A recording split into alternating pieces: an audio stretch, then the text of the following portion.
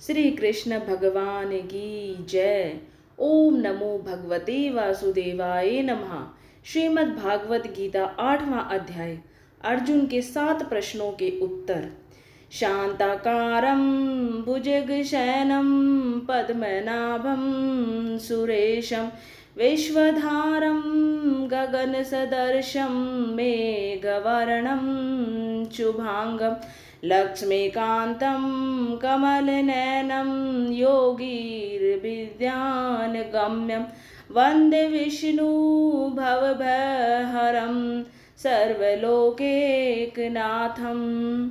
अर्थात जिनकी आकृति अतिशय शांत है, जो शेषनाग की सैया पर शयन किए हुए हैं, जिनकी नाभि में कमल है, जो देवताओं की भी ईश्वर और संपूर्ण जगत के आधार है, जो आकाश के सदृश सर्वत्र व्याप्त हैं, नील मेघ के समान जिनका वर्ण है, अतिशय सुंदर जिनके संपूर्ण अंग हैं, जो योगियों द्वारा ध्यान करके प्राप्त किए जाते हैं, जो संपूर्ण लोकों के स्वामी हैं, जो जन्म मरण रूप भय का नाश करने वाले हैं, ऐसे लक्ष्मीपति कमल नेत्र भगवान श्री हरि विष्णु को मैं प्रणाम करती हूँ और श्रीमद् भागवत गीता का 8वां अध्याय शुरू करती हूँ। बोले श्री कृष्ण भगवान की जय।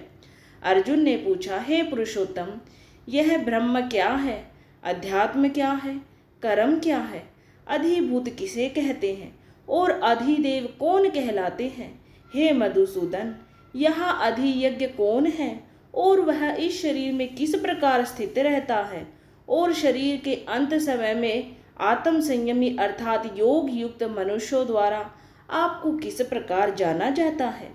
श्री भगवान ने कहा, जो अविनाशी है वही ब्रह्मा दिव्य है और आत्मा में स्थिर भाव ही अध्यात्म कहलाता है तथा जीवों के वह भाव जो कि अच्छे या बुरे संकल्प उत्पन्न करते हैं, उन भाव का मिट जाना ही कर्म कहलाता है। हे शरीरधारियों में श्रेष्ठ अर्जुन, मेरी अपरा प्रकृति जो कि निरंतर परिवर्तनशील है, अधिभूत कहलाती है तथा मेरा वह विराट रूप जिसमें सूर्य, चंद्रमा आदि सभी देवता स्थिर हैं, वह अधिदेव कहलाता है और मैं ही प्रत्येक शरीरधारी के हृदय में अंतर्यामी रूप स्थित अधियज्ञ अर्थात यज्ञ का भोक्ता हूँ। जो मनुष्य जीवन के अंत समय में मेरा ही स्मरण करता हुआ शारीरिक बंधन से मुक्त होता है, वह मेरे ही भाव को अर्थात मुझको ही प्राप्त होता है, इसमें कुछ भी संदेह नहीं है। हे कुंती पुत्र, मनुष्य अंत समय में जिस जिस भाव का स्मरण करता हुआ शरीर का त्याग करता है, वह उसी भाव को ही प्राप्त होता है जिस भाव का जीवन में निरंतर स्मरण किया है। इसलिए हे अर्जुन, तू हर समय मेरा ही स्मरण कर और युद्ध भी कर। मन बुद्धि से मेरे शरणागत होकर तू निश्चित रूप से मुझको ही प्राप्त होगा। हे प्रथापुत्र, जो मनुष्य बिना विचलित हुए अपनी चेतना अर्थात आत्मा से योग में स्थित होने का अभ्यास करता है, वह निरंतर चिंतन करता हुआ उस दिव्य परमात्मा को ही प्राप्त होता है। मनुष्य को उस परमात्मा के स्वरूप का स्मरण करना चाहिए, जो कि सभी को जानने वाला है, पुरातन है, जगत का नियंता है, सूक्ष्म से भी अति सूक्ष्म है, सभी का पालन करता है, अकल्पनीय स्वरूप है, सूर्य के समान प्रकाशमान है और अंधकार से परे स्थित है। जो मनुष्य मृत्यु के समय अचल मन से भक्ति में लगा हुआ है, योग शक्ति के द्वारा प्राण को दोनों बोहों के मध्य में पूर्ण रूप से स्थापित कर लेता है, वह निश्चित रूप से परमात्मा के उस परम धाम को ही प्राप्त होता है। संन्यास योग और भक्ति योग से परमात्मा की प्राप्ति कैसे होती है? वेदों के ज्ञाता जिसे अविनाशी कहते हैं तथा बड़े बड़े मुनि सन्यासी जिसमें प्रवेश पाते हैं, उस परम पद को पाने की इच्छा से जो मनुष्य ब्रह्मचार्य व्रत का पालन करते हैं, उस विधि को तुझे संक्षेप में बतलाता हूँ। शरीर के सभी द्वारों को वश में करके तथा मन को हृदय में स्थित करके प्राण वायु को सिर में रोक करके योग धारणा में स्थित हुआ जाता है। इस प्रकार ओमकार रूपी एक अक्षर ब्रह्मा का उच्चारण करके मेरा स्मरण करता हुआ शरीर को त्याग कर जाता है, वह मनुष्य मेरे परम धाम को प्राप्त करता है। हे प्रथापुत्र अर्जुन, जो मनुष्य मेरे अतिरिक्त अन्य किसी को मन में चिंतन नहीं करता है और सदैव नियमित रूप से मेरा ही स्मरण करता है, उस नियमित रूप से मेरी भक्ति में स्थित भक्त के लिए मैं सरलता से प्राप्त हो जाता हूँ।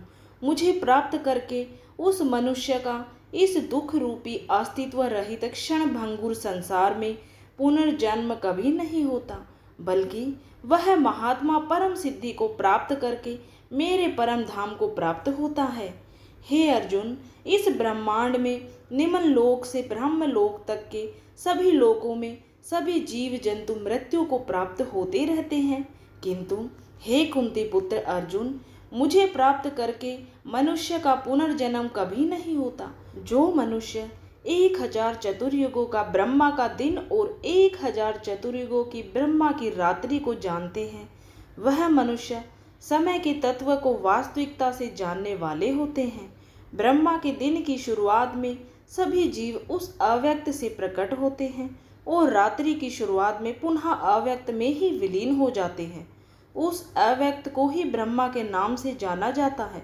हे प्रथापुत्र, वही यह समस्त जीवों का समूह बार बार उत्पन्न और विलीन होता रहता है।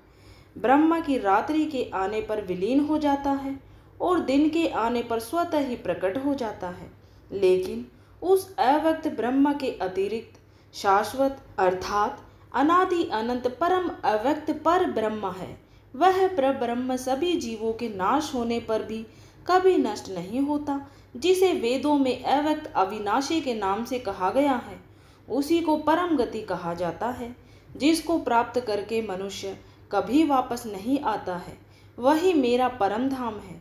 हे प्रथापुत्र, वह ब्रह्मा जो परम श्रेष्ठ है, जिसे अनन्य भक्ति के द्वारा ही प्राप्त किया जा सकता है, जिसके अंदर सभी जीव स्थित हैं और जिसके कारण सारा जगत दिखाई देता है।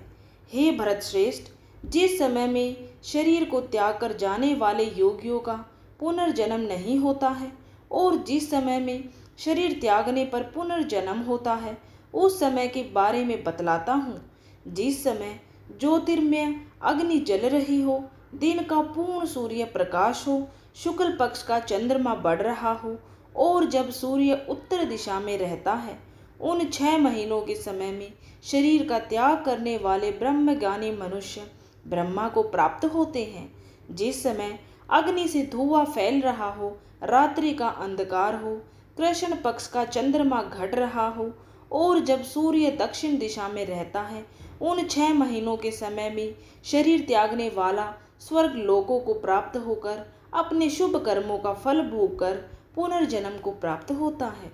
वेदों के अनुसार इस मृत्यु लोक से जाने के 2 ही शाश्वत मार्ग हैं, एक प्रकाश का मार्ग और दूसरा अंधकार का मार्ग।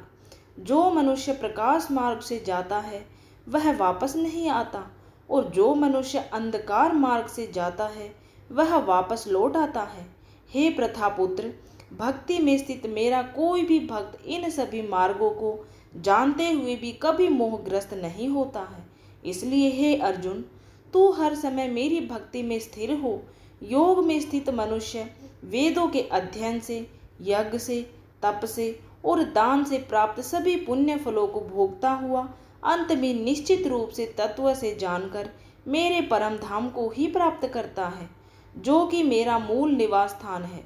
इस प्रकार उपनिषद, ब्रह्म विद्या तथा योग शास्त्र रूप श्रीमद् भगवद गीता के श्री कृष्ण अर्जुन संवाद में अक्षर ब्रह्म योग नाम का 8वां अध्याय संपूर्ण हुआ।